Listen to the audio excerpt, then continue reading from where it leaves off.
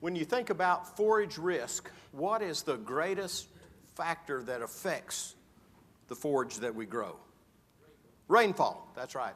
You know, when I first moved to Oklahoma, I didn't worry about it so much because it rained every day, I thought, back in the 80s and the early 90s, but then something happened and it changed that. Well, I want to talk to you not only about rainfall, but other things that we look at that allow us to manage our risk with regard to forages.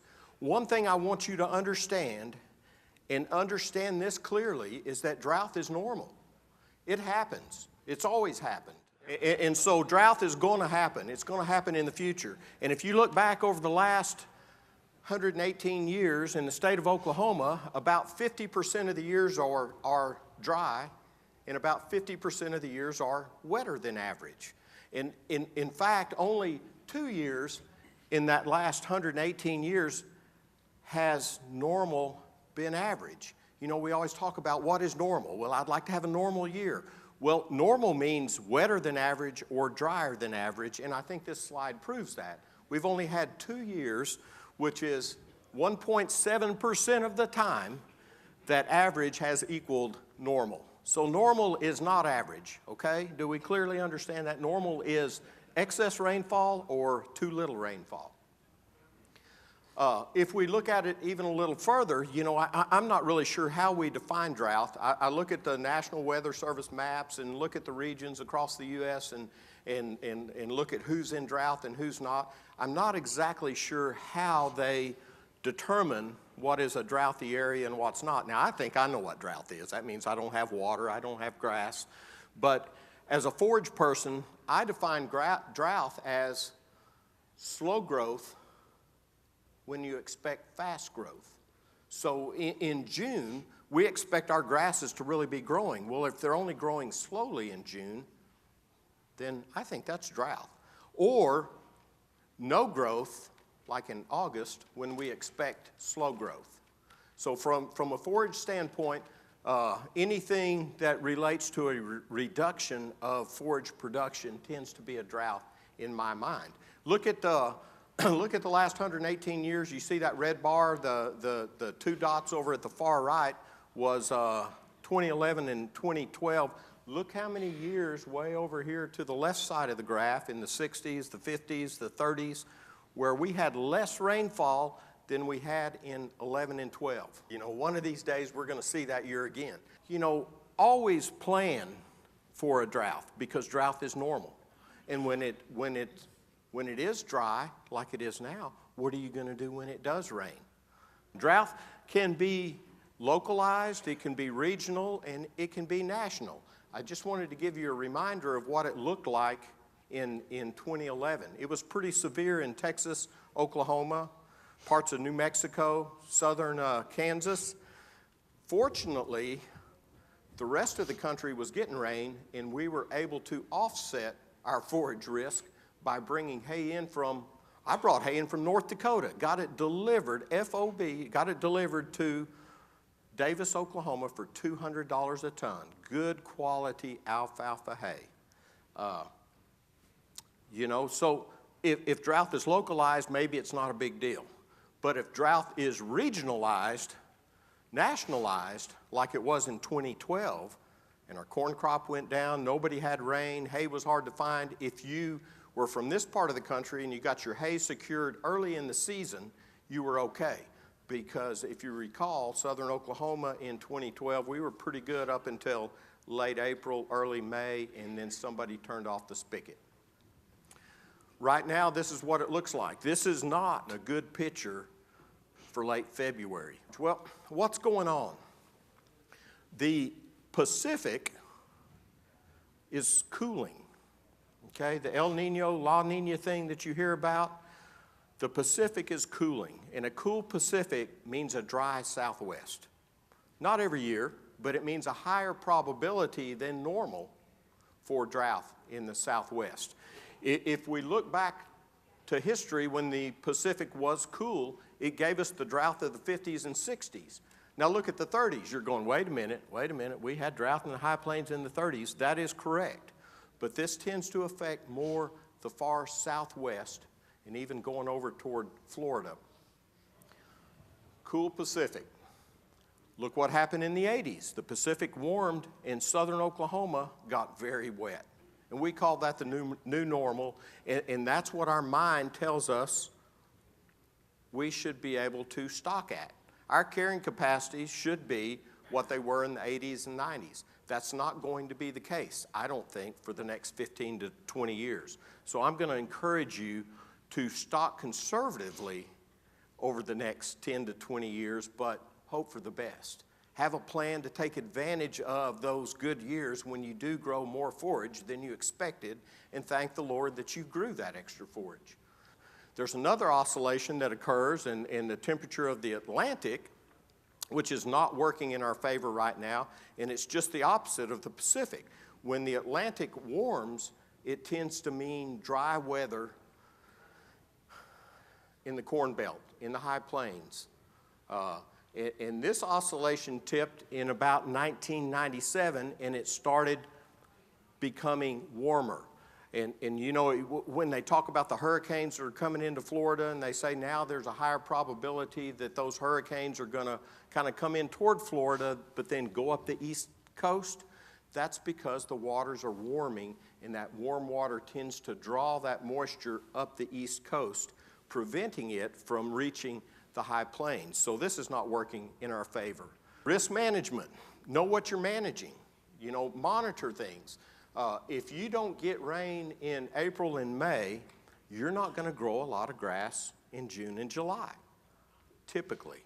I'm not saying a hurricane's not going to set up over Oklahoma and give us 10 inches in the month of July, but typically you've got to have the water in April and May to grow the grass, the warm season grass, in June and July. And if you don't get it, what are you going to do? You got to plan for the future. This is what your grass, if you've got a native prairie or something, this is what your grass ought to look like by mid-June every year, or your Bermuda grass, or what have you. Monitor your forages. Know what you're seeing. There's things you can do to measure your forage. Jeff Hammond's a good friend of mine. He manages his forages and monitors rigorously. I did say, Jeff, I don't think you need to break out the yardstick today. I think I can see everything from the windshield of the pickup in this instance, but it's important to monitor, to know where you're at, to know how fast your grass is growing. There's some simple, easy ways to do it. If you don't like to get out of your truck with a yardstick, then put up some exclosures. Look how much your grass has grown. See what your cows are eating. It allows you to become a little better manager of your forages. If your stocking rate is not proper, you know, if you're stuck in a rut and you were running 100 cows in 1988 and you're still trying to run 100 cows today, you're probably a little bit overstocked. And when you're a little bit overstocked, what does that do to your expense item budget for feed, fuel, and fertilizer? Starts to go up, doesn't it?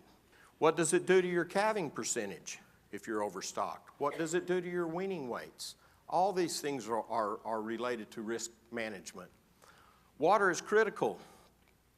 Water is critical, especially in a drought. This is not good. We did this for about 4 months, Tim. 4 months, and finally wore out.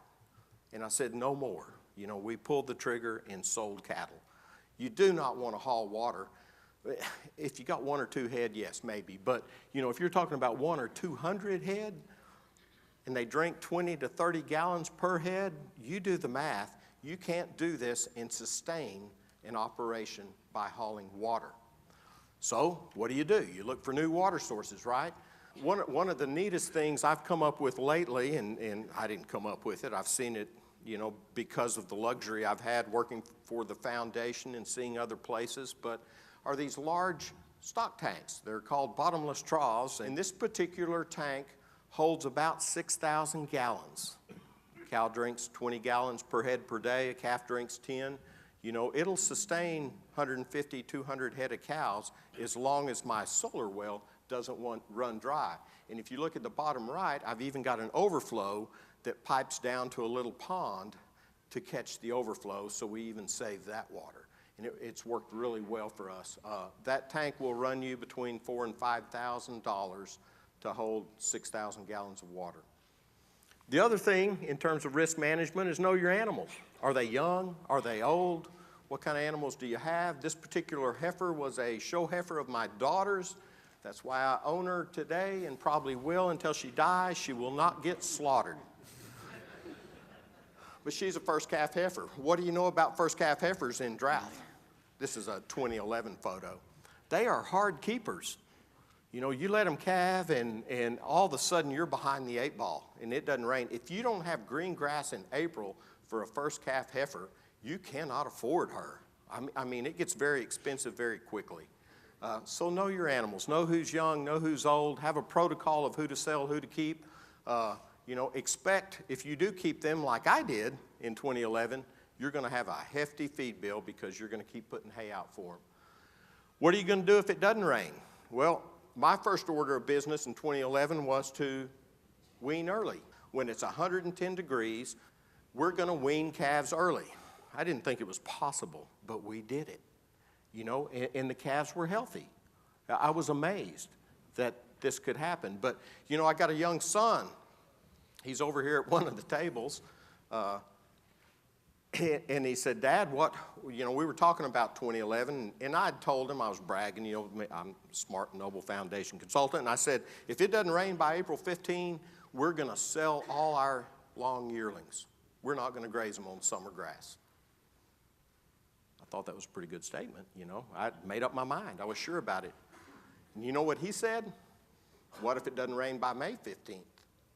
Which got me to thinking, that set up all these protocols that if it didn't rain by May 15th, we were going to early wean. If it doesn't rain by May 30th, we're going to sell cows. And we had to implement that process, and we ended up shipping about 30% of our herd in mid-July in 2011 because of the drought. The cows you want to keep are those cows to the right, those easy doers, the 4 to 7 to 8-year-old cows that can get by on a lot less. The older cows are getting weak. The young cows require too much for maintenance.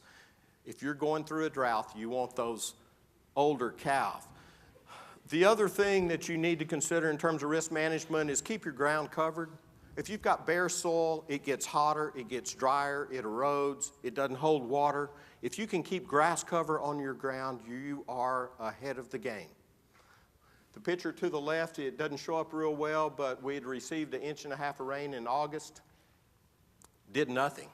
Didn't even turn the grass green. But to the right, where the grass was covered, we had fair grass. It started to green up just a little bit. Know what your grasses are doing. Last year, on March 3rd, I pulled up some grass plants from those clumps of grass that you see in that picture and already had 4 or 5 tillers starting to grow. This year, that's not the case right now, and it's fixing to get cold, but know physiologically what your grasses are doing. If you look at that and go, oh my God, Chuck, you wasted a lot of grass in that pasture, not true. Those clumps are protecting those new shoots that come up, and you've got to think in terms of giving back to Mother Nature every single year. You cannot take everything that she gives you. Last but not least, if you're not taking advantage of insurance, USDA, RMA, pasture, pasture, range, and forage rainfall index insurance, you need to. It's government subsidized. There's no funny business about it. They subsidize 50 to 60% of the premium of the cost of that insurance. I ran a model over the last 30 years, since 1980 to 2012. If this insurance would have been available and I could have owned it, it would have returned to me, on average, $31 per cow every single year. Well, not in these years, but on average, that's what the return would have been. In 11 and 12, for my operation, and these are real numbers, they are not fictitious, it returned to me over $220 per cow per year, each year in 11 and 12. In 13, I didn't get enough rainfall to recharge any ponds. We kept getting a little bit of rain, a little bit of rain. The grass kept growing. 13 wasn't real bad in terms of forage growth, but my return in 13 was $49 per cow for the year 2013. So it's something you at least need to take advantage of, or at least need to consider. You at least need to look at that. So I'm going to wrap this up by saying droughts normal. Probability of drought is greater than 20%. I would say it's going to be more like 30 to 40% over the coming 10 to 20 years. Estimate your stocking rates over the long-term average, not what you remember in your recent last 10 to 20 years. El Nino, we haven't even really talked about that, but for the last few months and the upcoming months, it's El Nada. And normal is not average, okay? Expect years to be wet or dry. Stock conservatively, develop reliable water resources. Please use risk management in terms of your forages with PRF insurance and or NAP insurance through your FSA office. Keep the ground covered, constantly monitor, and have a plan. And my favorite saying is, a wrong decision is typically better than no decision at all. At least you've got a plan. Don't let yourself get backed into a corner. And with that, I thank you.